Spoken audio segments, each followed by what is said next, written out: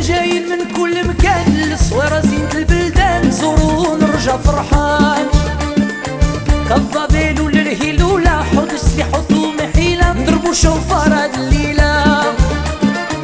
احنا جايين من كل مكان، الصويرة زينة البلدان، نزورو ونرجع فرحان. ברשות מוריי ורבותיי, ברשות דרשי כוללים, ברשות ראשי, רבי, Sivan, Adelchim. Aujourd'hui, nous sommes dans la paracha de Vaishlach, de Béchalach. Et voilà ce que j'ai préparé pour vous ce matin dans le TGV, au venant de livre. J'ai pensé à répéter ce que j'ai dit hier. Après j'ai dit, hier c'était hier, aujourd'hui c'est aujourd'hui. Il n'est pas possible que dans la Torah, il n'y a pas de chose de nouveau dans la Torah. La Torah, la Torah elle est pleine de richesses. La richesse de la Torah elle est extraordinaire. Vous savez, c'est comme des diamants. Donc il dit Shlomo Amelech, si tu cherches la Torah comme tu cherches l'argent, tu la trouveras. Voilà. L'argent, tu cherches, tu trouves. Voilà, ils ont même gagné, quelqu'un qui a gagné 1,6 milliard de dollars en Amérique. Pendant 2 mois, et tout le monde qui se bat, qui va gagner, et à la fin, il y a eu un qui l'a gagné. Je vous donne la parole d'honneur. Et Hachem, il est témoin. Alors j'ai vu, il y a des gens qui me disent que maintenant, c'est une tentation. 6 numéros, ouais, là. 1, 2, 3, 4, 5, 6, tu as gagné. Tu as de quoi vivre jusqu'à Mashiach.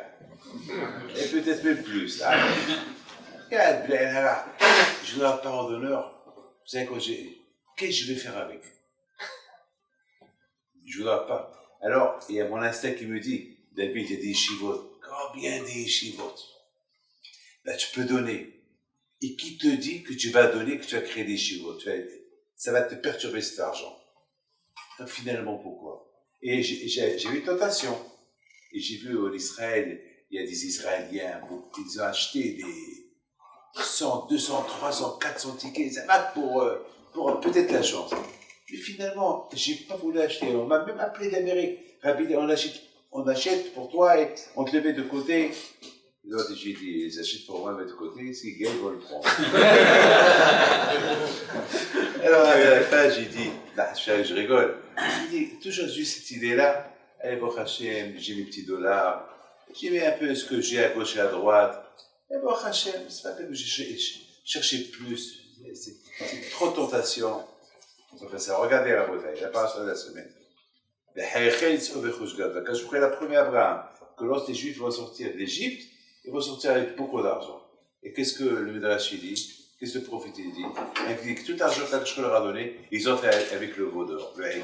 Voilà, c'est les tentations. On n'est pas mon cher Rabbeinu. Comme Moshe était riche, mon cher Rabbeinu. N'oubliez pas que mon cher Rabbeinu, il était le fils adoptif de Batia. Et Batia, c'était la fille de Pharaon. Et l'autre Batia, elle a quitté le palais royal, elle a vidé le palais. Et tout ça pour qui? Pour Moshe.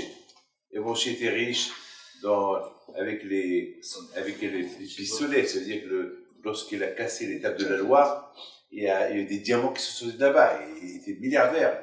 Mais qu'est-ce qu'il dit Rashi? Rashi dit que Moshe Rabbeinu, toute sa préoccupation, c'était Am Israël. Mais Hachem et la Am, et la Am et Hachem. Il va chez Akadosh Baruch Hu parler avec lui, il transmet les messages d'Hachem à Am Israël, et de Am Israël quand il remonte à Hachem, Velo Panel à Asakar. Et son business, il a laissé de côté. Pour lui, son business, c'est Am Israël. Alors, bataille, voilà en quoi je vais parler. Je me suis posé une question ce matin. Et là, vous allez être d'accord avec moi. Ici, on parle de Paro, Béchalach Paro Da'am. Paro, il regrette. Avec tous les coups qu'il a reçus. Tous les coups qu'il a reçus. Toute sa famille, tous ses premiers-nés, tous les garçons qu'ils avaient, ils sont morts. El Baït El Shamet. Il n'y a pas une maison où il n'y a pas un mort en Égypte. Même les Égyptiens, ils ont poussé Paro, renvoie-les. Et Paro, il s'est prosterné devant Moshe Rabbeinu. Il a dit Moshe, je t'en prie Moshe. Il se prosterne devant lui et dit à Moshe Rabbeinu, Kapara, quitte, va, je t'en prie, ne reste pas là. Va-t'en. Et on voit que Moshe Rabbeinu alav shalom, il voit devant lui un qui se comportait comme un dieu. Et voilà maintenant, voilà. Haut les mains. Haut les mains. Il se comporte comme un dieu, haut les mains. Maintenant, il lève ses mains devant Moshe Rabbeinu. Et qu'est-ce qui se passe? Vous savez qu'est-ce qui se passe? Il se passe que ce parole-là qu'il a regretté hier, aujourd'hui, il veut récupérer les Juifs. Comment vous comprenez ça? C'est pas possible, attends. Et il a dit à Moshe Rabbeinu, priez pour moi. Il a vu les 10 plaies. Mais je n'ai pas parole d'honneur. Chaque année, je pose cette question. Et chaque année, je renforce. Ça veut dire que chaque fois que je vous pose cette question, que j'ai annulé les réponses que j'ai données l'année dernière. Et ça, c'est un clade chez moi. Alors, je repose une question quelque part, mais toutes les réponses que j'ai données l'année dernière, parce que cette question, je la pose toujours. C'est-à-dire que je ne suis pas d'accord avec mes réponses de l'année dernière. Peut-être qu'elles sont valables ou pas, mais je ne suis pas d'accord. Pourquoi pas? Parce que ma tête, elle travaille de cette manière. Ma tête travaille par haut. Comment? Je ne comprends pas par haut. Comment? Comment toi par haut? Tu as perdu tout le monde. Presque, toi-même, presque tu es mort. Et Hachem a eu pitié de toi. Tu as vu ce que tu n'as jamais vu. Les 10 plaies, Bagat Vechorot. Et toi-même, tu as embrassé les pieds de Moshe, tu t'es procédé devant lui. Maintenant tu regrettes. Non seulement lui regrette, s'il lui regrette, tout le monde regrette. Il a influencé tout le monde. Il regrette. Puisqu'il regrette, tout le monde regrette avec lui. Donc tout le monde, ils veulent aller à la poursuite des Israël pour les rattraper et les rapatrier en Égypte. Je ne comprends pas. Vous savez combien ils étaient les Juifs? Ils étaient, lorsqu'ils ont quitté l'Égypte, ils étaient quelques millions de Juifs. Vous imaginez la beauté moi, je suis épaté. J'imagine les Arabes, 3, 4, 5 millions de Juifs dans le désert qui se promènent. Même Hachem, il est épaté des Bnei Israël lorsqu'ils ont quitté l'Égypte. Quoi, Hachem, Zachatilach, Ezedaraïr, Avad, Klultaïr, Lerter, Hareb, Amidbar.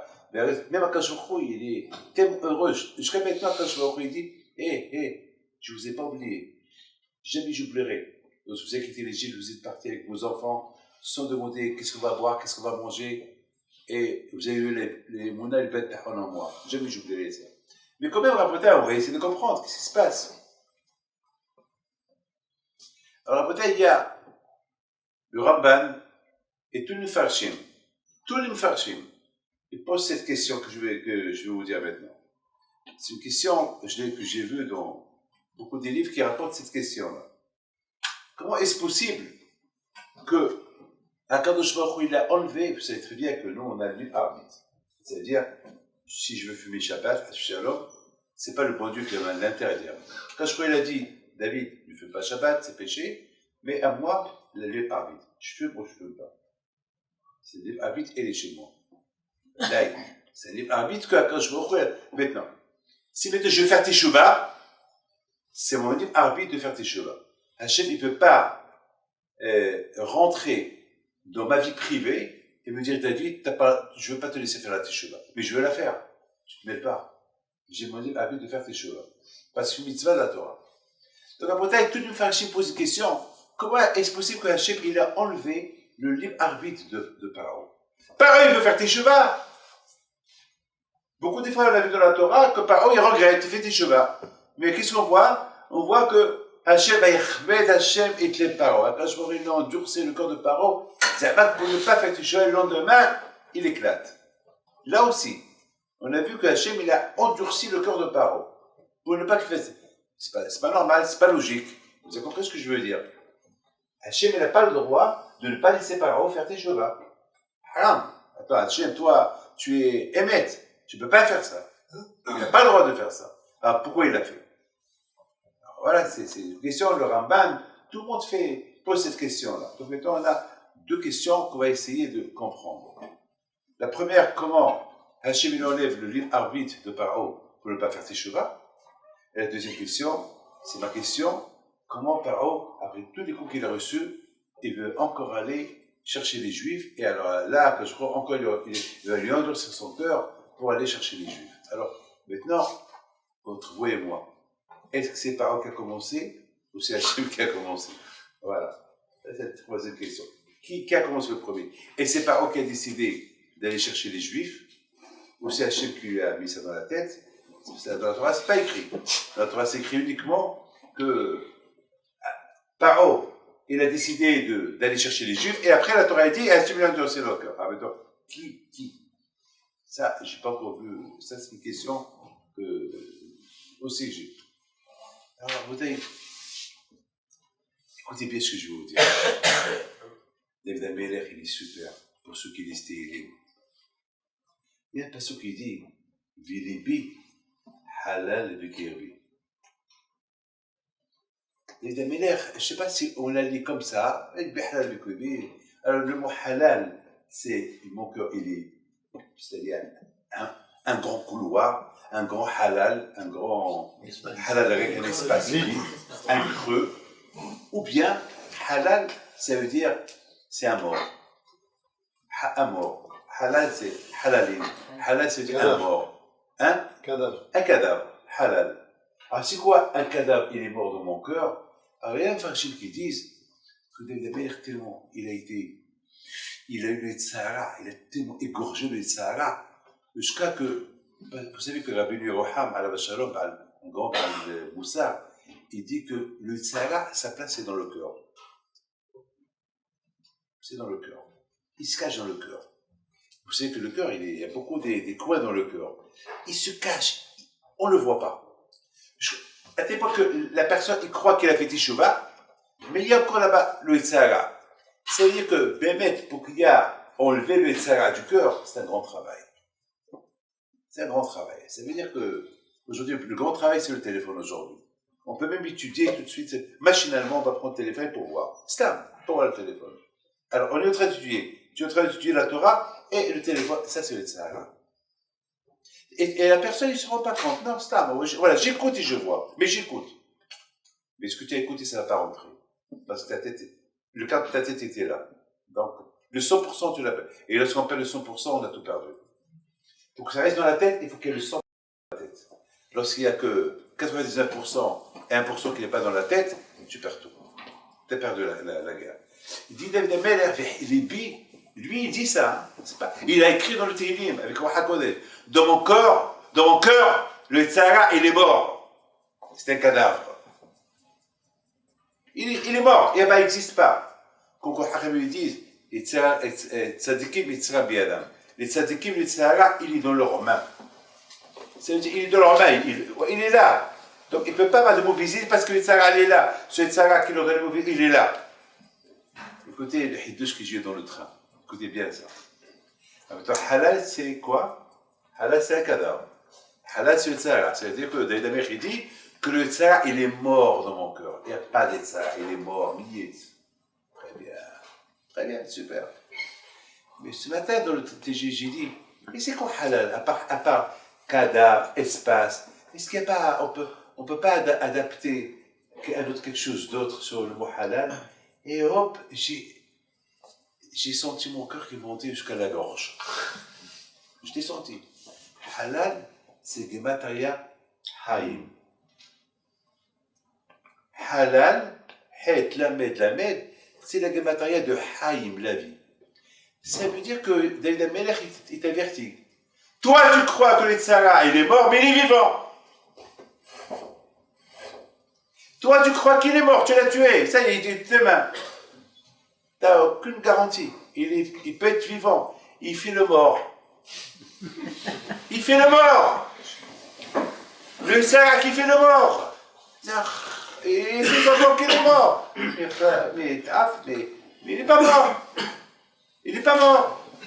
Mais nous, on croit qu'il, pour nous, il est mort. Il n'existe pas. Et moi, j'étais content, j'ai commencé à comprendre. Mais je comprends. Pourquoi Kadosh Baruch Hu, il a endurci le cœur de Paro? Mais voilà, Paro, il a fait Teshuvah, on l'a dit. Oui ou pas? Puisqu'il a fait Teshuvah, pourquoi Kadosh Baruch Hu, il a endurci le cœur? Par rapport à Paro, lui, il a fait Teshuvah. Lui, c'est là qu'il a fait Teshuvah. Mais la Teshuvah du cœur, il ne l'a pas fait. Parce que le Tzara, il est encore dans son ventre. Il n'a pas enlevé, il n'a pas raillé. Il y est encore. Donc, Hachem lui dit à Paro, Paro, super, tu as fait tes chevaux. Mais je ne peux pas l'accepter. Parce que tes chevaux, c'est du bidon. Parce que, Stam, tu l'as fait. Mais le Tzara, le halal, il est encore vivant dans ton cœur. Il est là encore. Tu ne l'as pas encore raillé. Il est là encore. Donc, c'est la raison, quelque part, quand je a fait du bien à Paro pour le réveiller. Parce que Paro lui-même, il se pose la question. Mais attends, mais hier, j'ai fait des chevaux. Pourquoi j'ai ce feu-là de faire le mal aux Juifs? Pourquoi? Je ne vais pas les lâcher partir. Réfléchis un peu, tu trouves pourquoi? Il y a quelqu'un qui vient chez moi la semaine dernière, et ça ne va pas dans son couple, vraiment ça ne va pas. Et beaucoup de fois, je lui ai donné du moussard. Et maintenant, il reçoit une lettre d'avocat, ça il faut qu'il quitte la maison, il faut qu'il divorce. Et je me rappelle, combien de fois j'ai intervenu. Et beaucoup de fois, je ne peux pas dire ce nom parce que vous le connaissez peut-être. Beaucoup de fois, je lui dis, tu sais, un jour, elle va ouvrir les yeux. Ça y est, Rabbi David, je change. Encore, il l'insulte, encore, il tombe sur elle, encore, il crache sur elle, encore, j'interviens. La semaine dernière, j'ai abaissé les bras, je dis, je peux rien faire pour toi, c'est fini. Ça y est, c'est fini. Mais attends, lorsque tu as demandé pardon, et c'est un pardon que tu as demandé, ou bien, ça veut dire, c'est pas possible, attends, tu as vu 3-4 fois qu'il veut te quitter. 3-4 fois, et encore tu continues. C'est que lorsqu'il dit pardon ma chérie, pardon, il achète, c'est pas un vrai pardon. Le vrai pardon, c'est qu'il ne recommence pas. Parce que lorsqu'on fait vrai petit cheval, quand je vois au Kippour, a priori, on ne peut pas recommencer. Après, on ne peut pas recommencer. A priori, c'est comme ça. Alors, si on recommence, c'est qu'on a fait le petit cheval. Et si on a pleuré à Kippour. Ah, c'est des larmes. C'est des larmes, vous savez, des larmes. Hein. Mais au cinéma, les acteurs, ils savent pleurer. Ils sont payés pour pleurer. Vous savez qu'au Maroc, il y avait des pleureuses. Des femmes qu'on louait, qu'on payait pour pleurer les morts. Mais si vous voyez comme ils pleuraient, ils te font pleurer.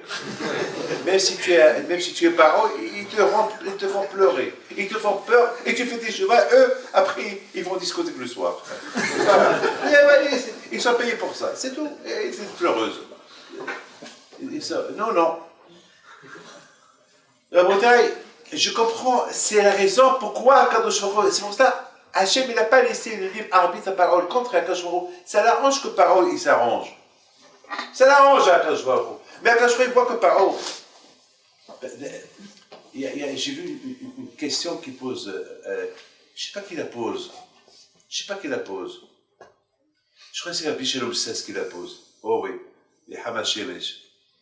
Il écrit, je me suis régalé avec son livre hier, mais je n'ai pas lu sa réponse. Moi, j'aime lire que les questions, je n'ai pas les réponses. Il pose cette question.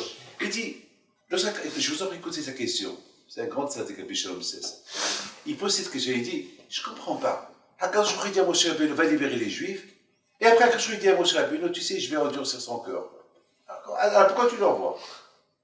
Bémet, attends, je comprends pas. Viens, je t'envoie chez Paro pour qu'il libère. Et Dieu lui libère les Juifs. Après, il lui dit, tu sais, je donne son cœur. Alors, quand je vois quoi? Pourquoi tu t'écoutes là? Pourquoi tu m'envoies chez Paro si tu veux endurcir son cœur? Pourquoi? Et là, quand je vois d'après ce que je dis, je comprends. Quand je peux dire au Rabbeinu, va chez Paro, qui libère les Juifs.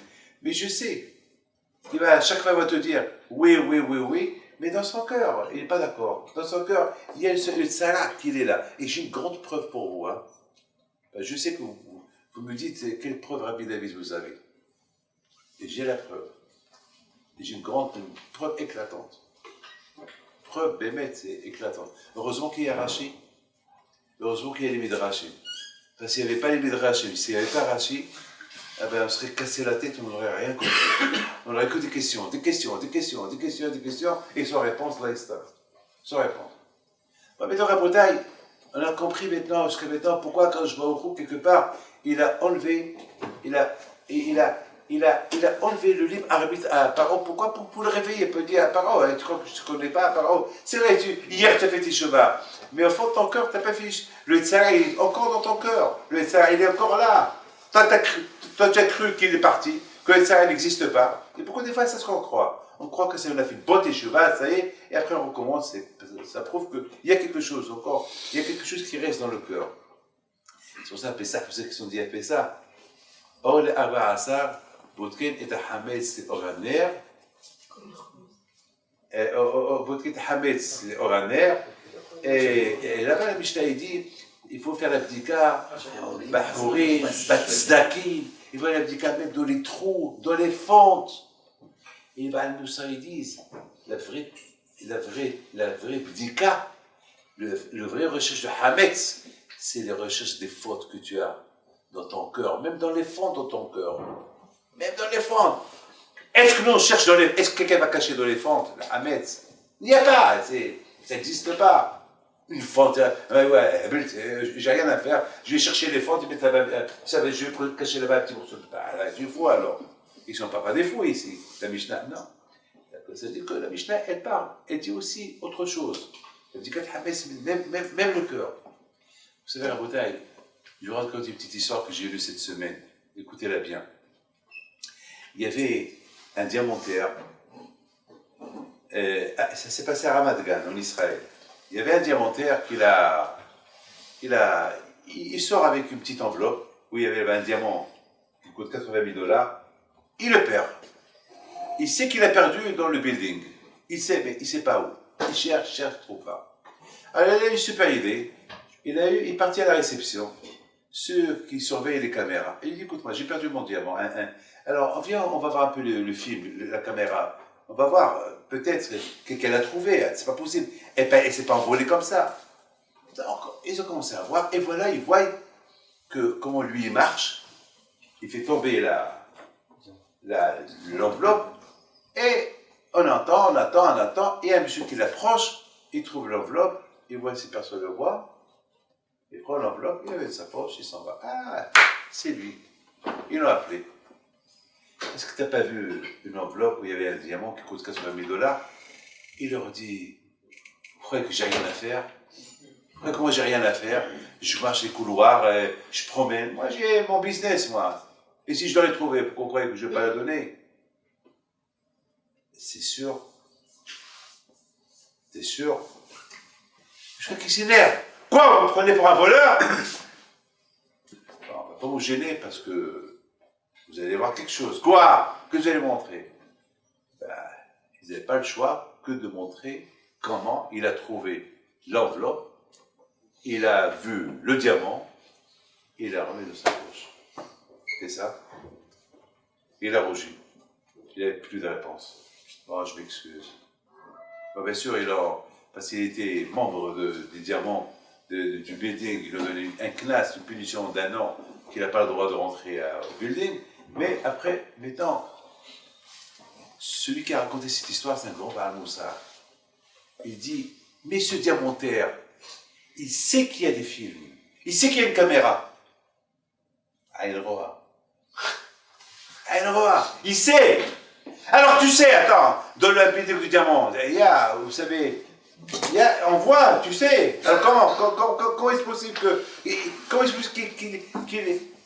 qu'il ose dire j'ai rien pris? La réponse, il est dans sa tête. Il pense qu'à quoi? Il pense qu'au diamant. Il ne pense pas à la caméra. Est-ce que nous, pendant qu'on faute, on sait que c'est filmé? Aïn Roa, Ve'ozen Shomat, Ve'choma Asecha. Et tu sais ça? Bien sûr que tu le sais. Ah, pourquoi tu le fais? Parce que pendant qu'on faute, on ne voit pas Aïn Roa. On ne voit pas ça. On voit que la faute.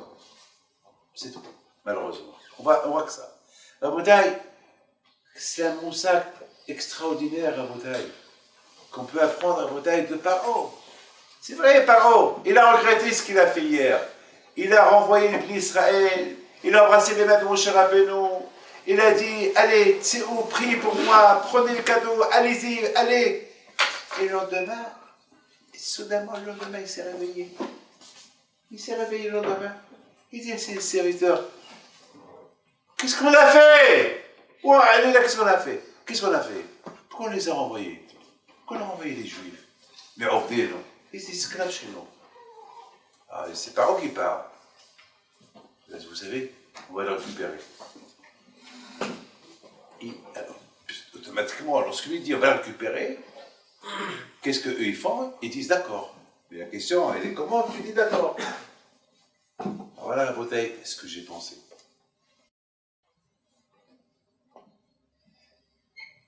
C'est écrit dans la Torah. Comment il passe Paro Karev. écrit. Quoi? écrit.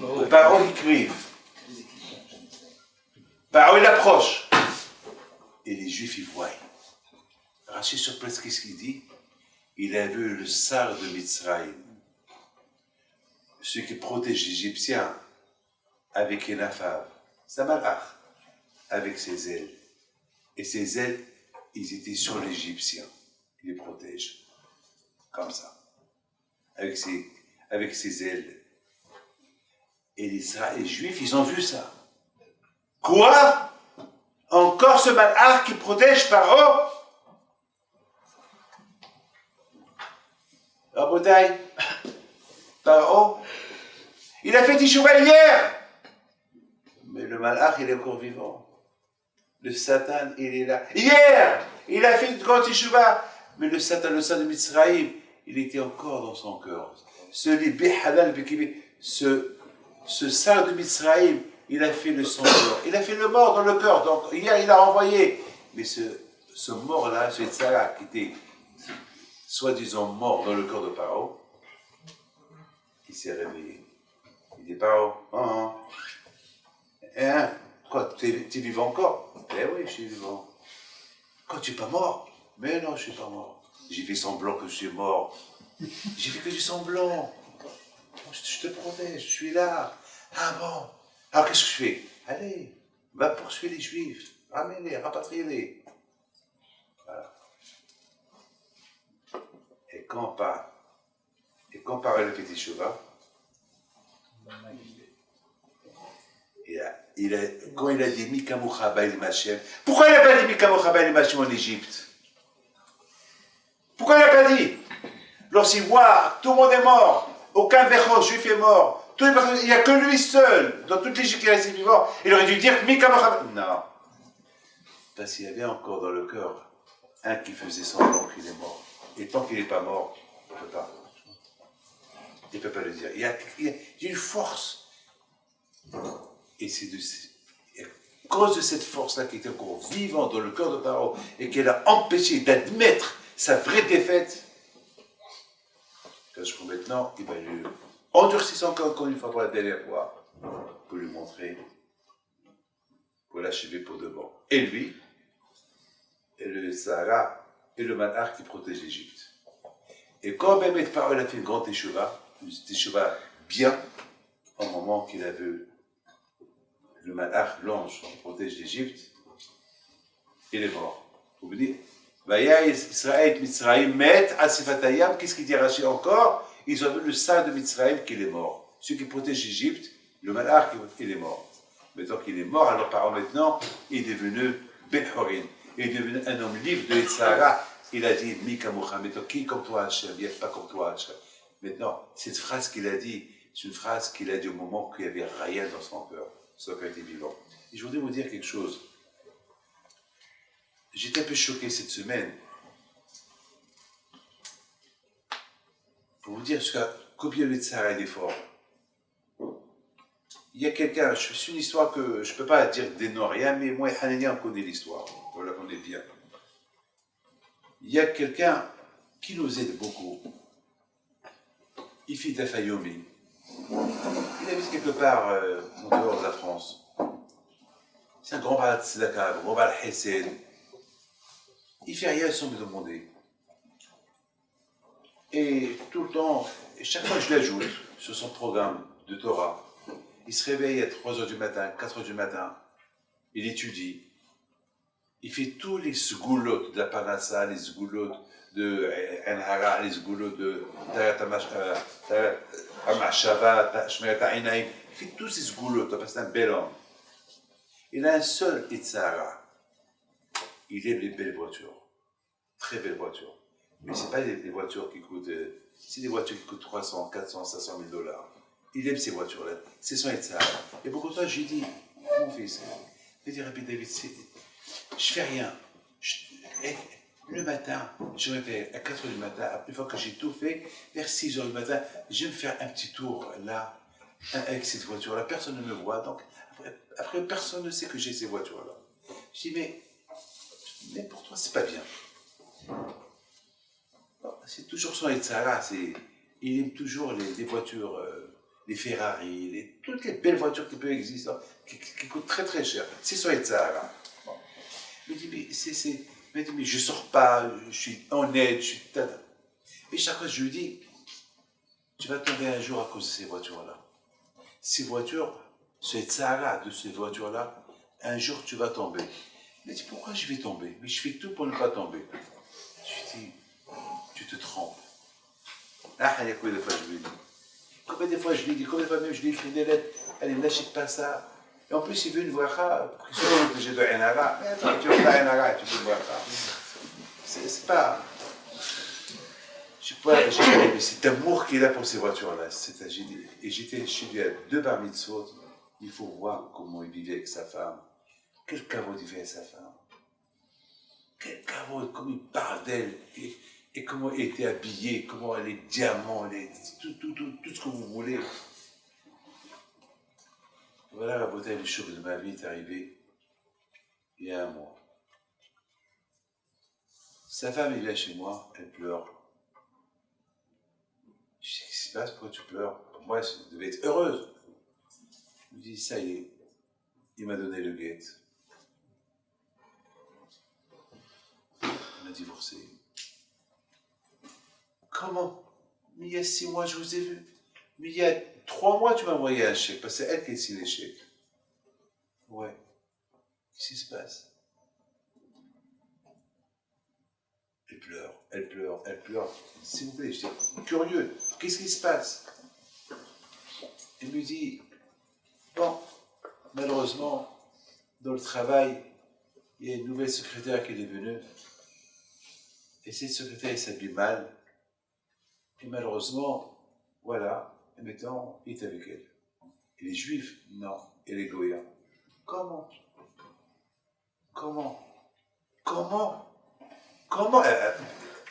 Alors, ça veut dire que chez les chevaux, alors qu'est-ce qu'on dit? La Torah Magina Matsu, la Torah elle protège. Pourquoi elle n'a pas protégé? On dit la Torah elle protège. Niveau spirituel, Attends, pourquoi elle n'a pas protégé? Pourquoi elle n'a pas protégé? Parce que pour que la Torah te protège, il y a des conditions. Il y a des conditions. Il faut suivre les conditions. Tu ne suis pas les conditions, la Torah ne te protège pas. Il y a un midrash qui dit que les bénis Israël, en Égypte, ils ont lu des Sipporim Tzadikim. Le Shabbat, c'est un midrash, je l'ai ici.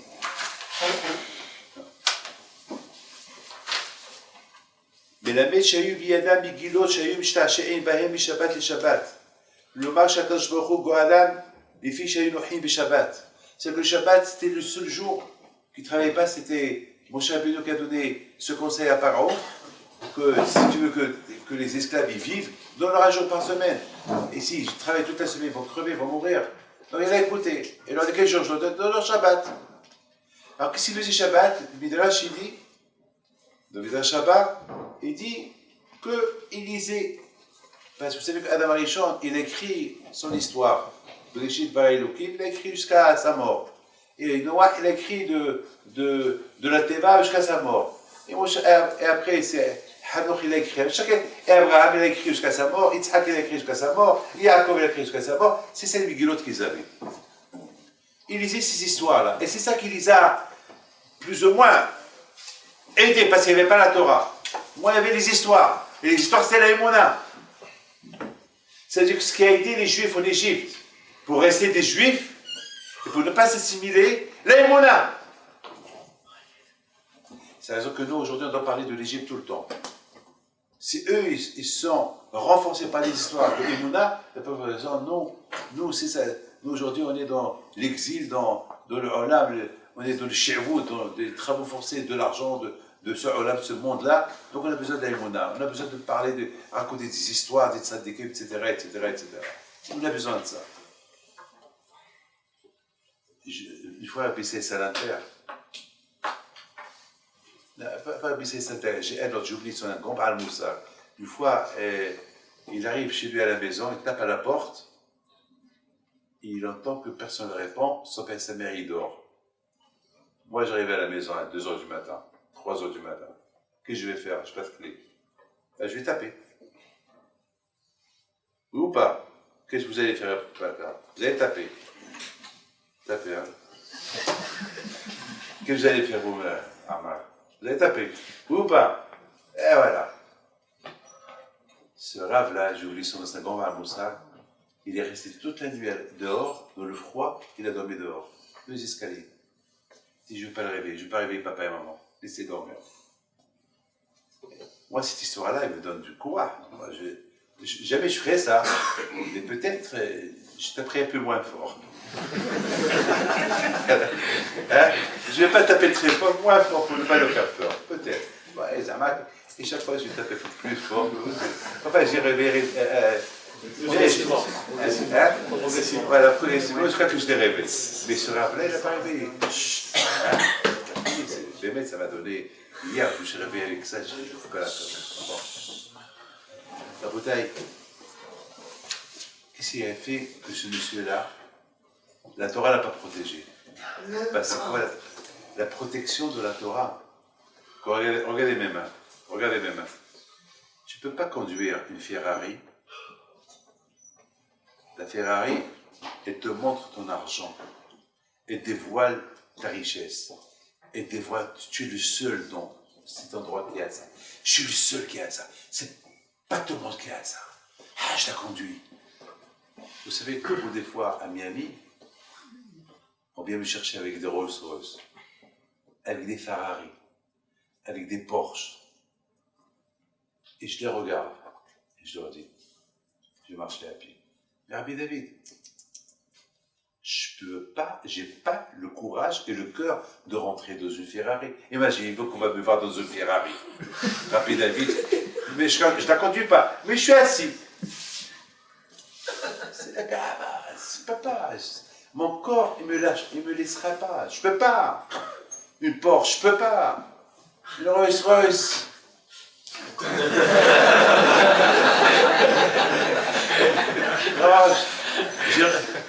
Une ou deux fois, je n'ai pas refusé parce que je voulais le voir.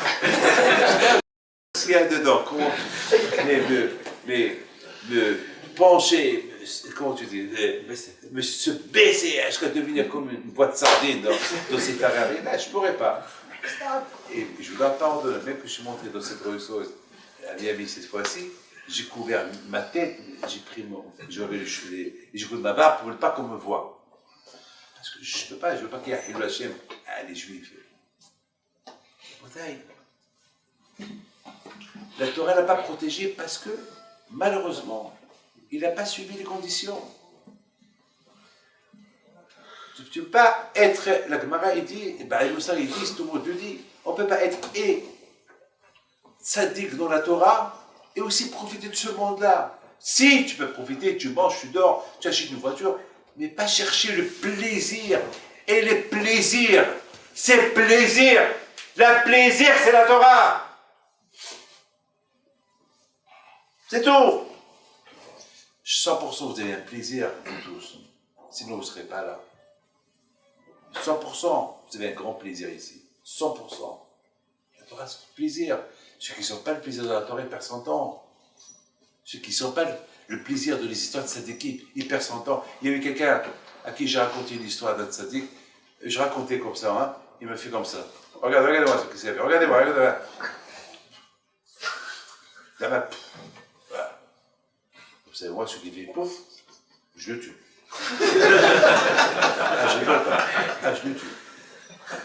J'ai laissé jusqu'à que tout est fini, je l'appelle. Je dis alors, c'est ça. Non, Rabbi David, il y a la semaine dernière, il y a un rave qui vient chez moi. Il dit, Rabbi David, j'ai un problème de Emouna. Un rave, un Alana, il est venu me voir mercredi dernier. Comment? Je ne sais pas. Et c'est dur pour moi d'imaginer la sortie de l'Égypte, c'est dur pour moi. L'Emouna, c'est un travail. C'est un travail. Je dis alors, question. Alors, la Gada, comment tu dis la Gada? Elle dit oui, on fait la Gada, mais c'est dur pour moi de transmettre, c'est dur. Je l'appelle pour lui. C'est un travail, la Emouna. Je dis, tu sais pourquoi je ne fais pas cette Emouna? Parce que du matin au soir, tu es devant tes gamarotes. Tu es devant Rabbi Akiva Iker. Les un peu de Moussa, les Shnei Mivkav Hatagoum, les bien la Paracha, les Rashi. Ah ouais, quelqu'un qui dit que la Gemara. Ah ben tu seras Gemara un jour. Tu vois, Gemara. C'est la fin pour toi. Au niveau spirituel, c'est la fin pour toi. Non, il faut un peu de Moussa. Il y a un peu, comme qui dit Rav Shach, à la vache, dit, le plus grand livre de Moussa, c'est Shemot. C'est ça la bouteille. Finalement, ce monsieur-là, toute la maca à lui, le cours dur, ce monsieur-là, c'est parce que d'un côté, il est spirituel, mais il veut adapter le spirituel sur le matériel, ou le matériel sur le spirituel, je ne sais pas comment il a fait, jusqu'à la fin, c'est le matériel qu'il a gagné. Parce que Sarah, il est rentré, il est resté dedans, et au moment, malheureusement, parce que tout le temps, le plaisir, c'est la voiture, les voitures, et la Torah, c'était, oui, c'était un peu de plaisir, pas plus, mais maintenant c'est fini. Il a fermé ses livres de Torah, il n'est plus, c'est fini. C'est déconnecté. Pourquoi? Déconnecté complètement. Pourquoi? Le contraire, maintenant, il a vu ses... Non, je ne vais pas rentrer dans les détails, c'est grave ce que je vais vous dire. La bouteille, c'est ça. Combien chacun de nous, il doit apprendre des choses de cette paracha-là. On croit que le Sahara, il n'est plus là, et on découvre qu'il est là.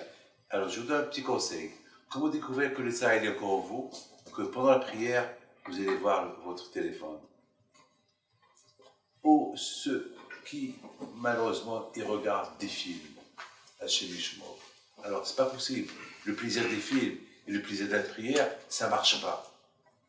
Parce que dans les films, c'est un plaisir de Sahara, etc., et ça marche pas.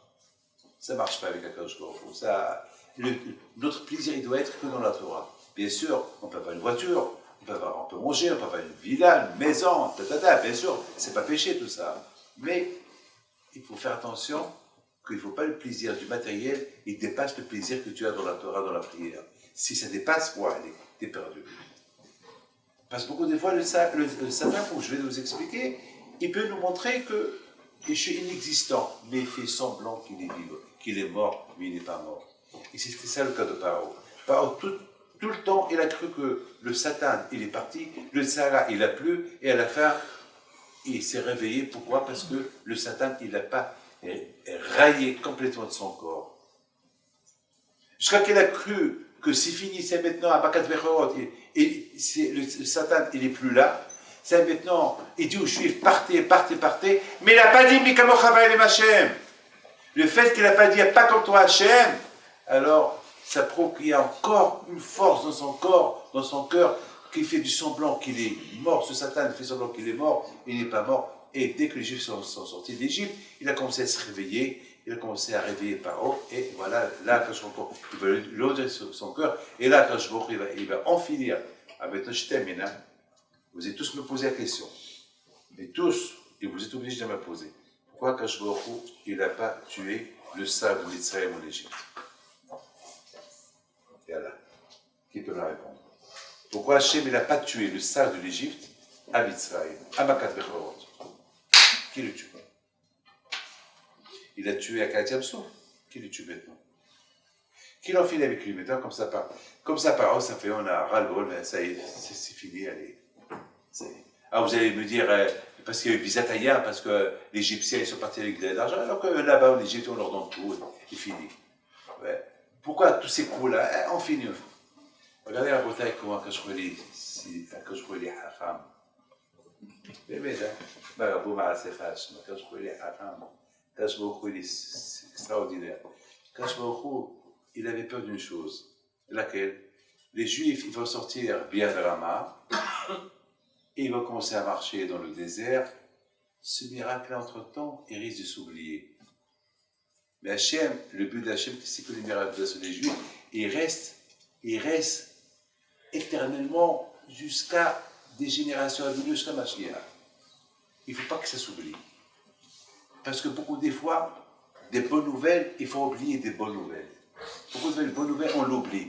Mais de celui qui a gagné 1,6 milliard en Amérique, il va parler de ça combien de temps? Après ça, après, il va oublier. Après, ça va s'oublier. Quand je vois où il a fait, que le Bénissa, il quitte l'Égypte. Il quitte l'Égypte. Et quand je répète, après 7 jours, il va les rappeler ce qui s'est passé en Égypte. Avec l'Égyptien qui court derrière eux. C'est ça qu'il y a eu à Shuaïb ça. Donc, il y a plein de questions, mais on ne va pas en finir. Après ça, il y a encore d'autres questions, on ne va jamais finir. Alors, quand je vous protège, quand je vous donne, on voit les enseignements qu'on a appris maintenant, essayez. Voilà, ce matin dans le TGV, je vais à parole ce matin au TGV, de matin, j'ai fait une teshuva. J'ai fait une teshuva. Quelle teshuva j'ai fait? La teshuva que j'ai fait, c'est une teshuva personnelle. J'ai dit, David, est-ce que, une fois que j'ai écrit tout ça, j'ai dit alors David, peut-être ton Issa est encore dans toi. Donc ça veut dire peut-être toute ta vie, le Issa est encore dans toi et finalement, tu fais comme parent. Voilà, c'est le Issa, il fait du semblant, il est mort, et dans ton corps, il est mort, mais il n'est pas mort, il est vivant, et toi tu crois que tu es bien, etc. etc. Mais ça m'a fait peur cette idée-là. C'est cette idée. Alors je dis, bon, si le Tsar, il est encore vivant, alors, quoi quand je vois qu'il fasse qu'il m'aide à l'oreille de mon corps pour que j'arrive à dire Belef Shalem, Mikamucha Baïlim Hashem, comme qu'il a dit par moi, si je veux le faire. C'est un travail. C'est un travail, c'est un grand travail que chacun de nous, Best Hashem, qui se renforce, quand je vois le Dobachat, ça je vous été au Shkolel, Mazato pour le mariage de la fille Ch'tihié, et ceux qui ont passé la Prina la semaine dernière sur les halachot, alors je souhaite Mazal Tov. Hazak et Hatzlaha, et qu'Hachem vous aide, qu'Hachem vous donne, Bracha, Hatzlaha, Lut, Parnassa Tova, et voilà.